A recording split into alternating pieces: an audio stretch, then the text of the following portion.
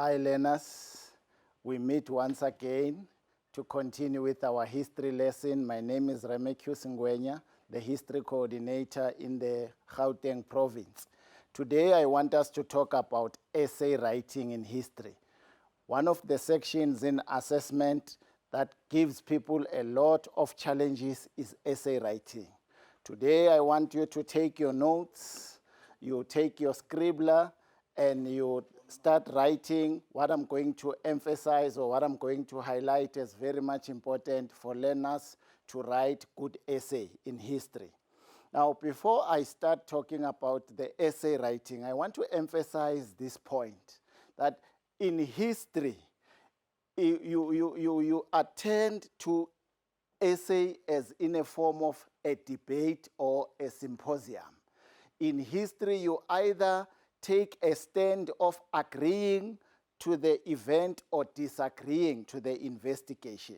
So it is very much important to know that when you write a history essay, there's a particular position that you must take, either agreeing or disagreeing. But we will discuss this as we look into question verbs that are used by examiners to assess essays in history. Now, what I want to emphasize is that there are certain requirements that you need to follow when you write an essay.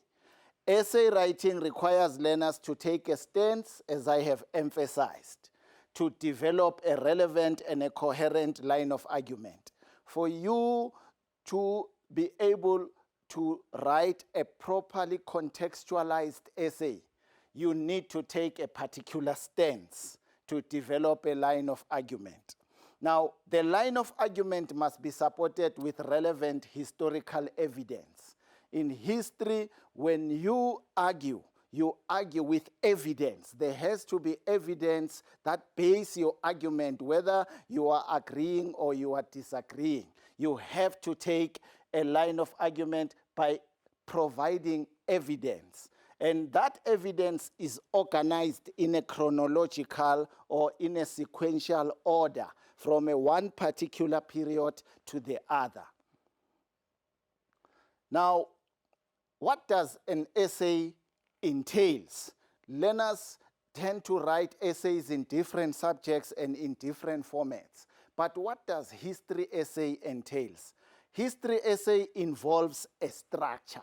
There has to be a particular structure that you must follow.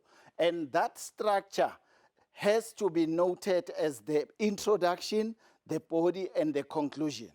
The structure is not just a physical appearance, but structure talks to relevant evidence or relevant facts that you must use when you write. Now, essay must have an introduction, a coherent body, and a compelling conclusion. Those are the three aspects that one must follow to make a fully comprehensive essay. There has to be an introduction, there has to be the body of your essay, and there has to be a conclusion. That would one say that this is an acceptable essay in history writing. Now, what is an introduction and how must it look like? When you write a history essay, how should your introduction look like, or how do you show that you are introducing the topic or the question that has been posed in that essay question?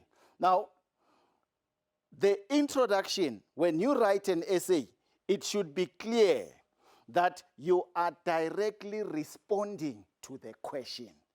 If the introduction does not address the question, then that introduction is not properly contextualized. It must respond to the question. The introduction must tell us what is it that you are going to discuss in your essay. What content are you going to discuss? All essays should be indicative that I'm going to talk about this and that and that. As we will continue, I will demonstrate this to you.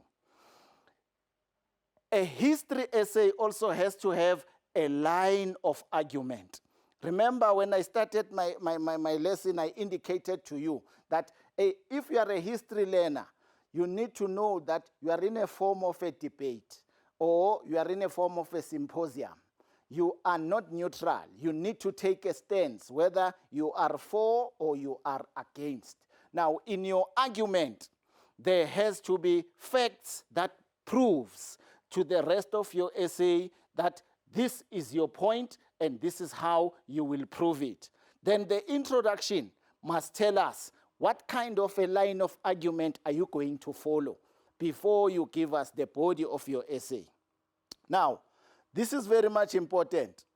If I read the first sentence of your paragraph or your first paragraph as an introduction, and you cannot work out what the original question is, then your introduction has failed its purpose.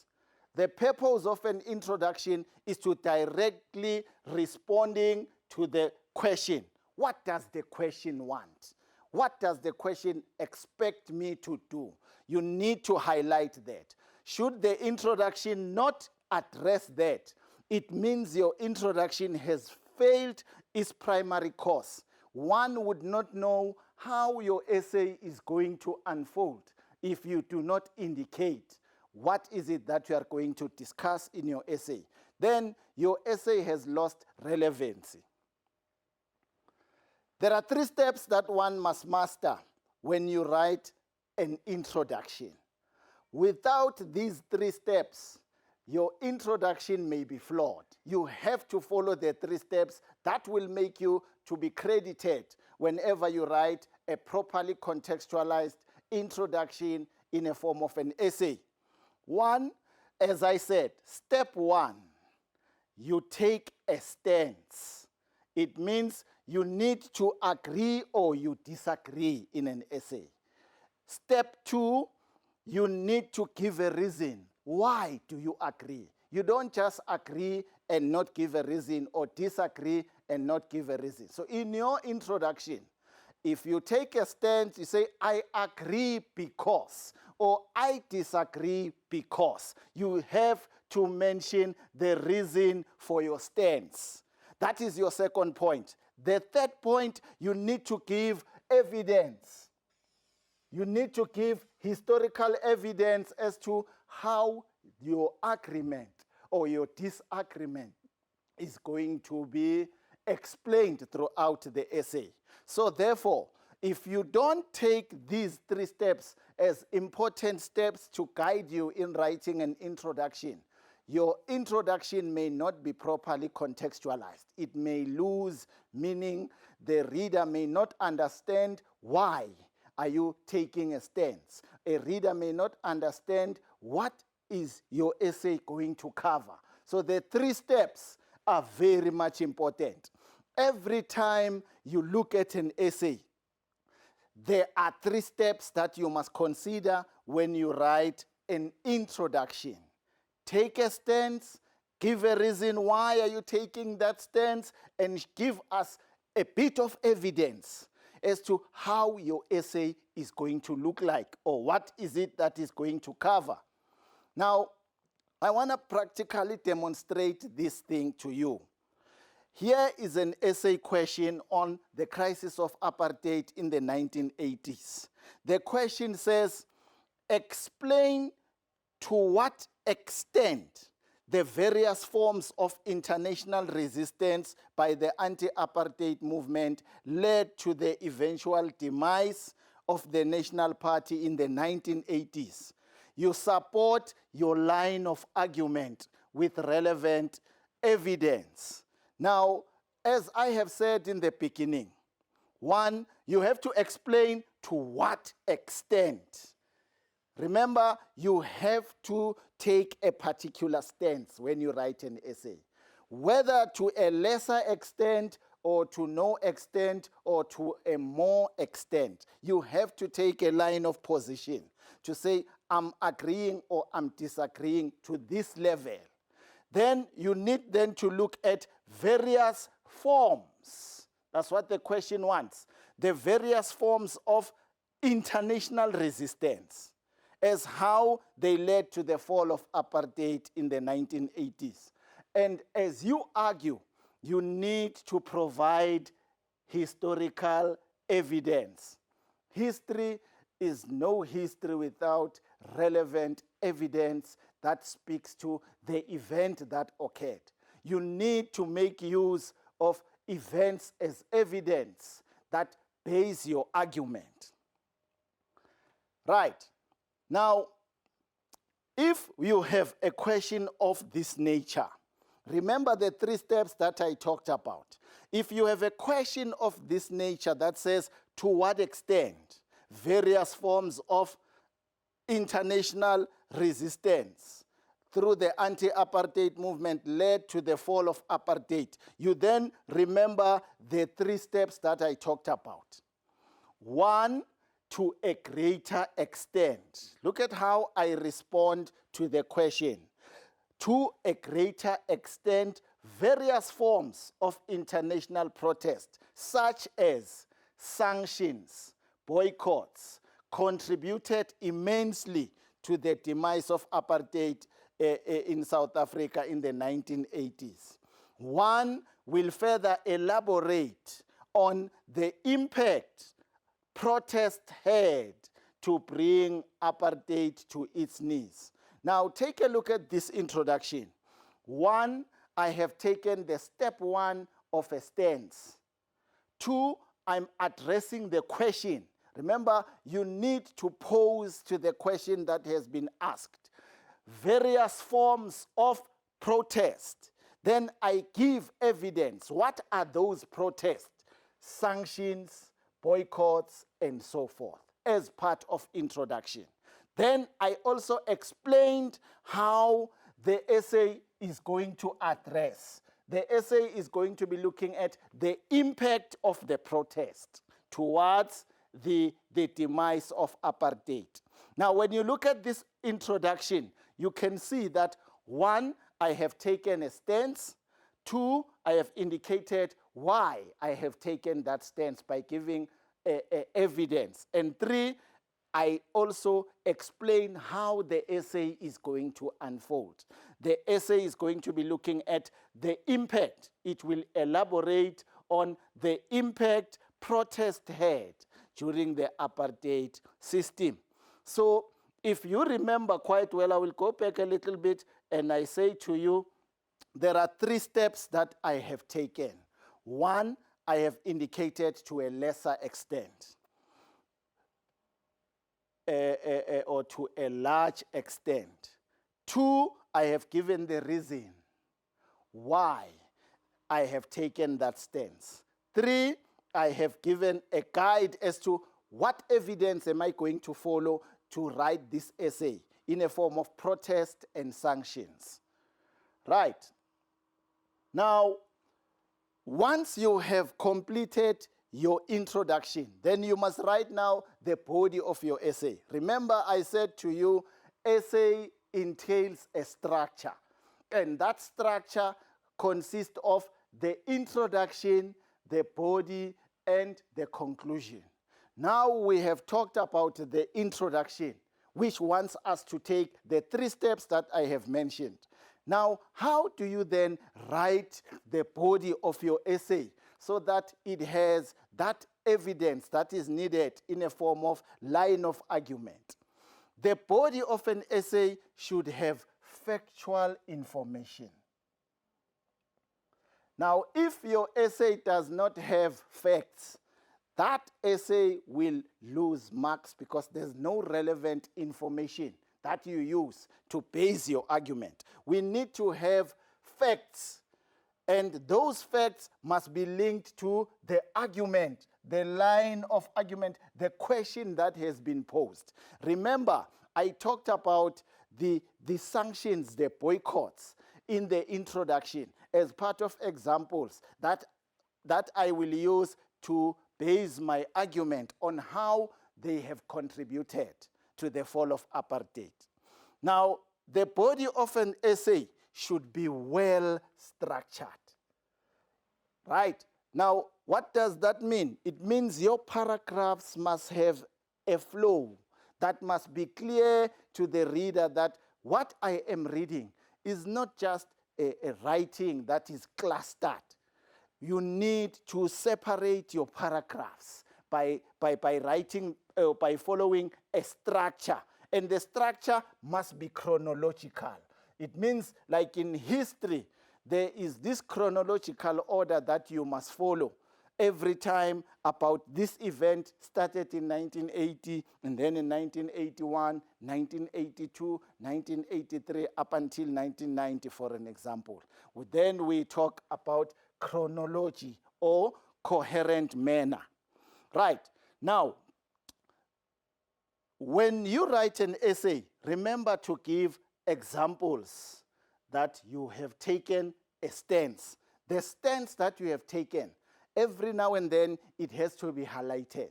If you said to a lesser extent, it must always be reflecting in the body of your essay that you are following the stance that you have taken. Right.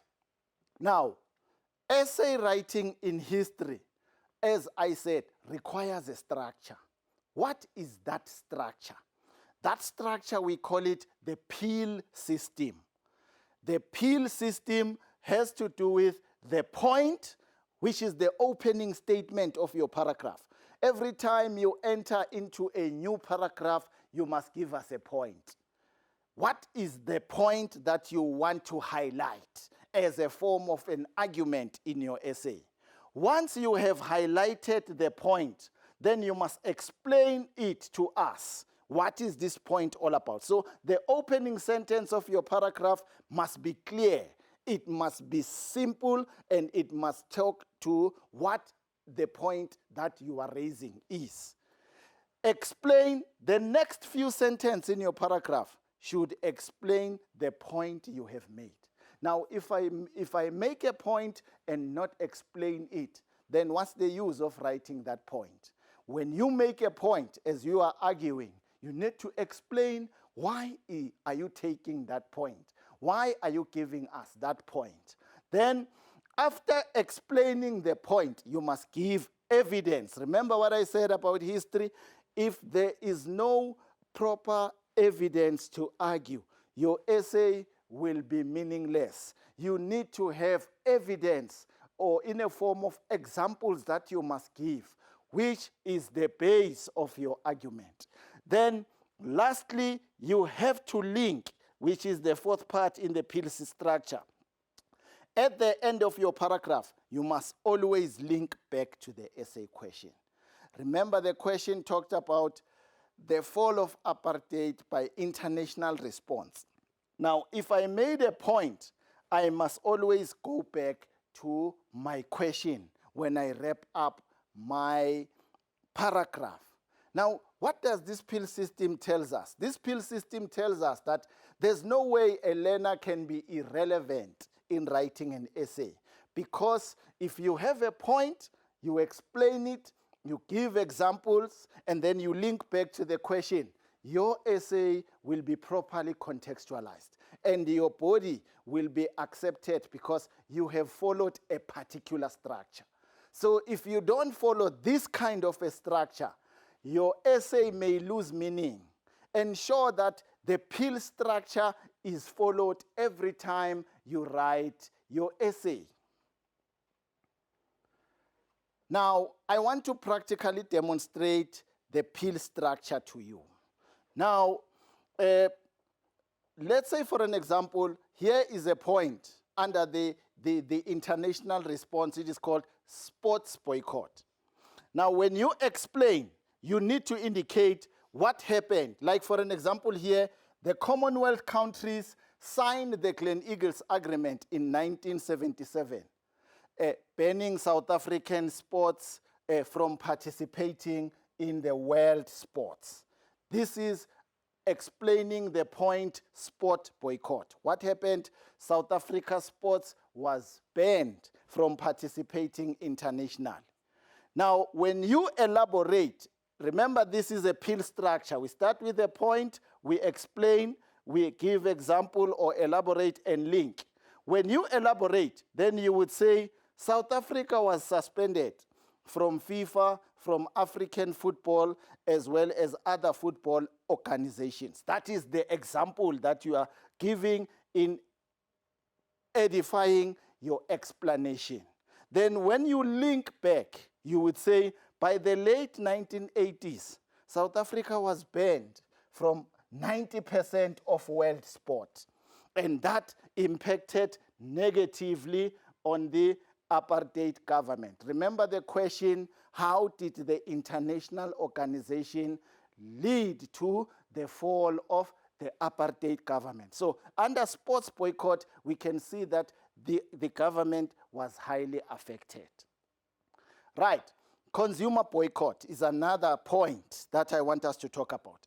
Under this point, you would say South African products were rejected by the international community as an explanation. Then elaboration, we've got all these examples of companies that withdrew their investment in South Africa as part of examples. Then how do you link that to your question? South Africa created a financial crisis and the rand dropped by 35%, an indication that this boycott impacted negatively on the apartheid government. Then we've got cultural boycott, for an example, as a point. Now, under this, you would indicate how the Equity Group, which were banned from screening in the SABC, and its members were banned from touring South Africa. Now, culturally, it means South Africa also was under severe pressure to change the apartheid system. We've got the Freedom Concert that took place in London, which called an end to apartheid as part of an example. We've got artists which were against the apartheid system from Britain, right? And in 1985, these artists united themselves against South Africa.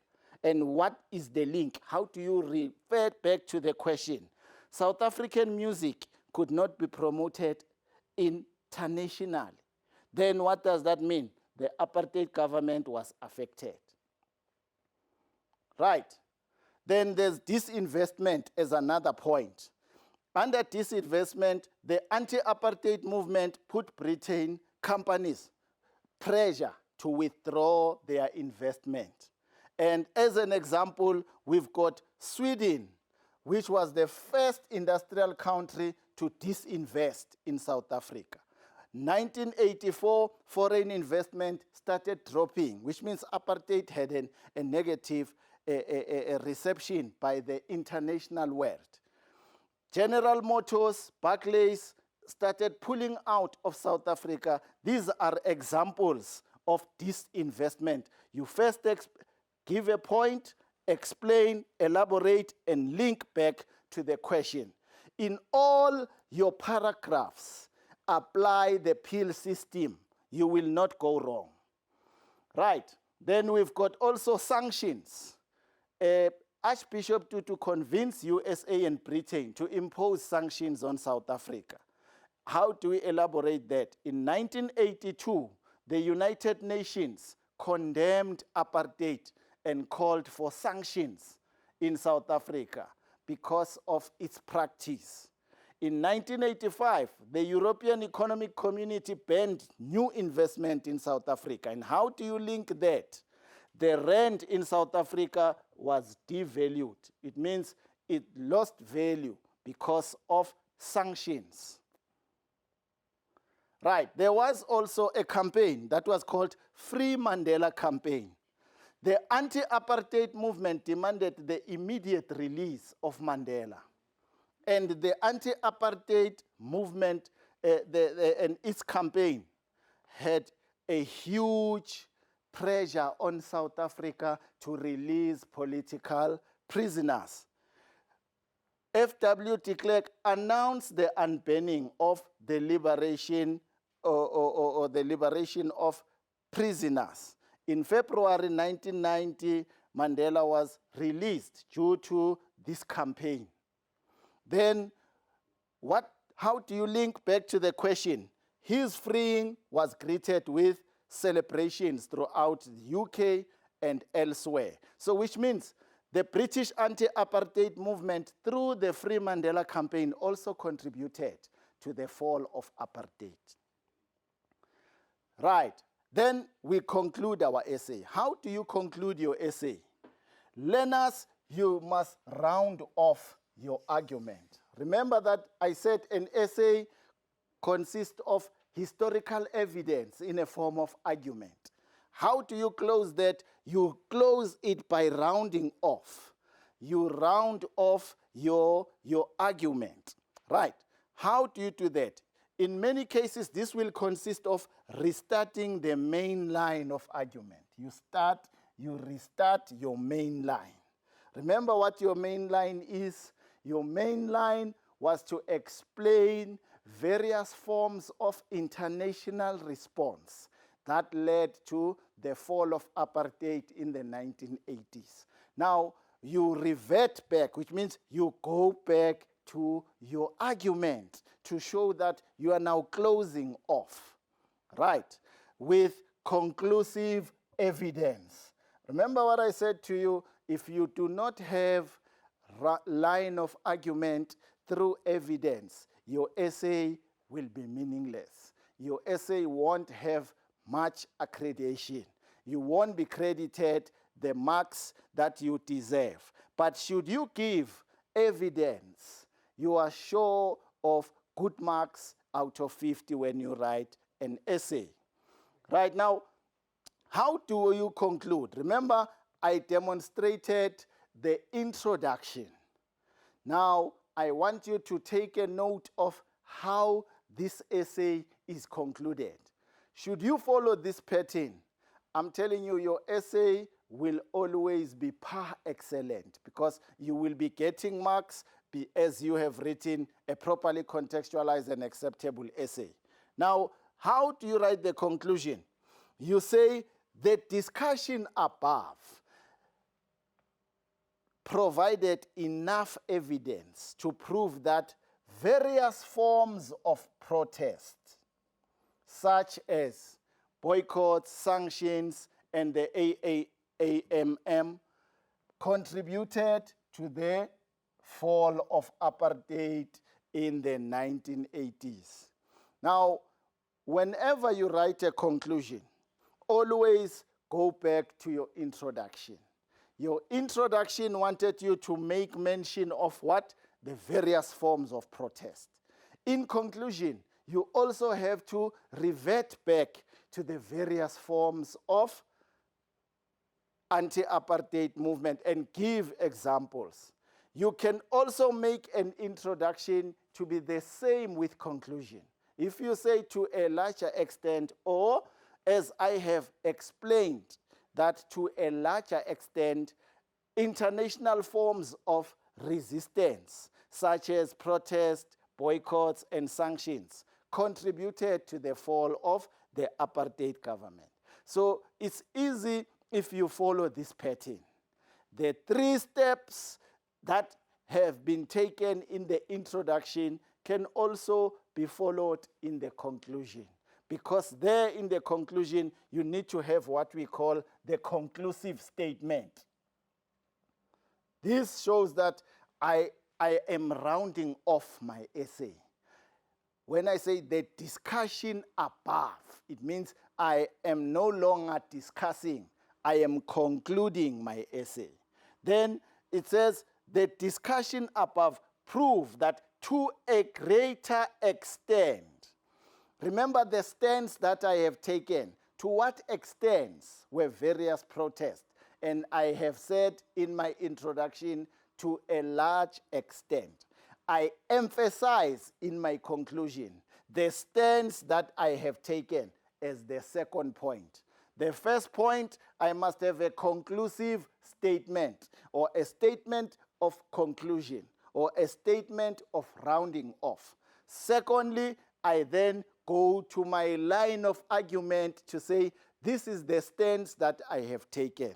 And this is the evidence such as boycotts, sanctions, and so forth, led to the demise of apartheid. In that case, this is a properly contextualized conclusion. So we've got a properly contextualized introduction. We've got a properly contextualized conclusion. We also have a body, a compelling body that has evidence in a form of a pill structure.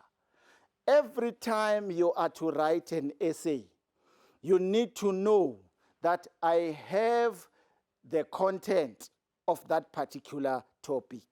2, how do I write the essay? First, you look at the 3 steps that I must take whenever I write. Take a stance, give an orientation, and support your line of argument. Without that, your introduction will not be clear or be properly contextualized. It will not be accepted as the historical evidence or researched essay. So therefore, the last part, which is the conclusion, you also need to have a conclusive statement. You need to give the stance that you have taken once more, and also you need to give evidence. Once you do that, then your essay will be accepted as a properly contextualized essay. Now, I want us to look at the statement that I started with so that you have a clear understanding.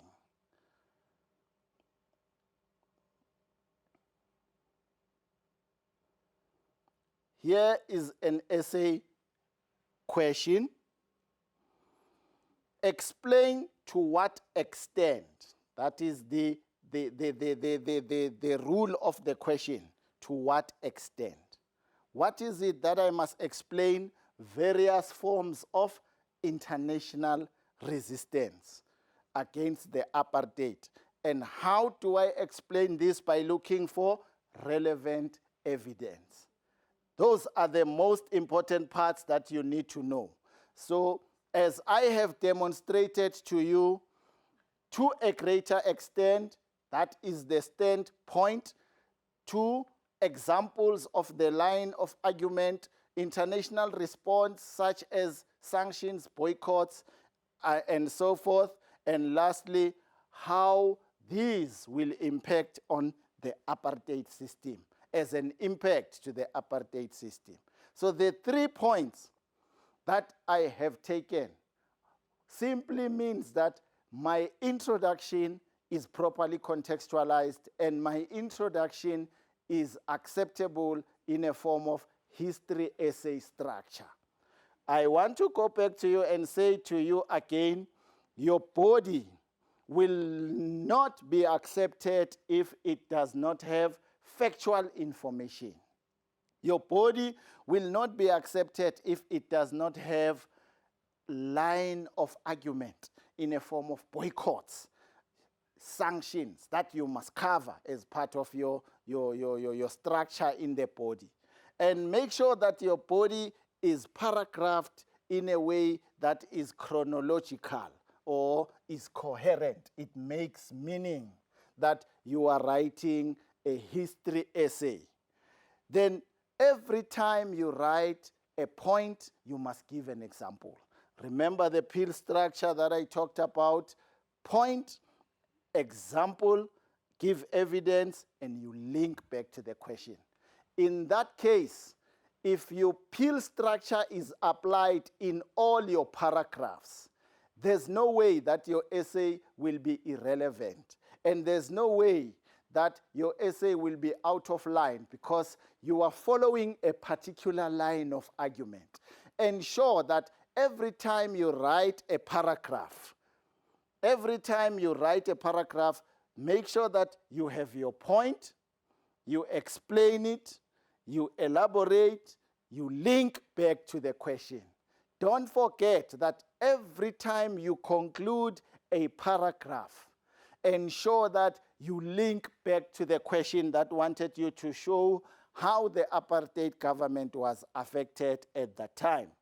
So these are the important aspects that I want us to know, or I want to emphasize on. As I wrap up in closing, I want to emphasize to you that In essay history, there are 3 questions that you need to know and you need to master. One of them is either agreeing or disagreeing. 2, to a large extent or to what extent. And 3 is critically discuss. Those are the 3 question verbs that you will find in essay questions when you write your examination. Now, critically discuss is one of the aspects that learners tend not to get marks on when they write an essay. But critically discuss wants the learner to look at the negatives and the positives of the event and come to a decision. As I have mentioned before, when you write a history essay, you are like in a debate. You need to take a stance. It means you have to take a line of position to say, I do agree or I disagree or I am not in agreement with what the statement is saying. You cannot be neutral. In that case, you will be able to give evidence of why do you take that stance. If you say yes, why do you say yes? If you say no, why do you say no? In that case, you can be in a position to get good marks in essay writing. The essay writing has a particular structure, as I said, which we use to mark your essay. If your essay has a properly contextualized introduction, a compelling body of evidence, and a properly contextualized conclusion, there's no way that you will get lower marks in your essay writing. This is one of the examples that I had to demonstrate so that you can see what is it that you need to do in writing the essay. I strongly believe that this will help you to write a properly contextualized essay in history. We're still going to use various forms of examples in other forms of essay like the road to democracy, the collapse of USSR, the extension of the Cold War in China, the civil rights movement, as well as the independence of Africa. We will be looking at how essays in those topics can be attempted, or you can answer them in this way using the 3 formats in terms of the essay question verbs, and follow the 3 steps to the introduction and the conclusion, and follow the pill structure in your body.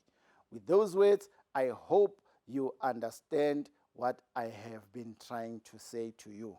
Take note of everything that I have highlighted. When you write an essay, following this strategy, you will not go wrong.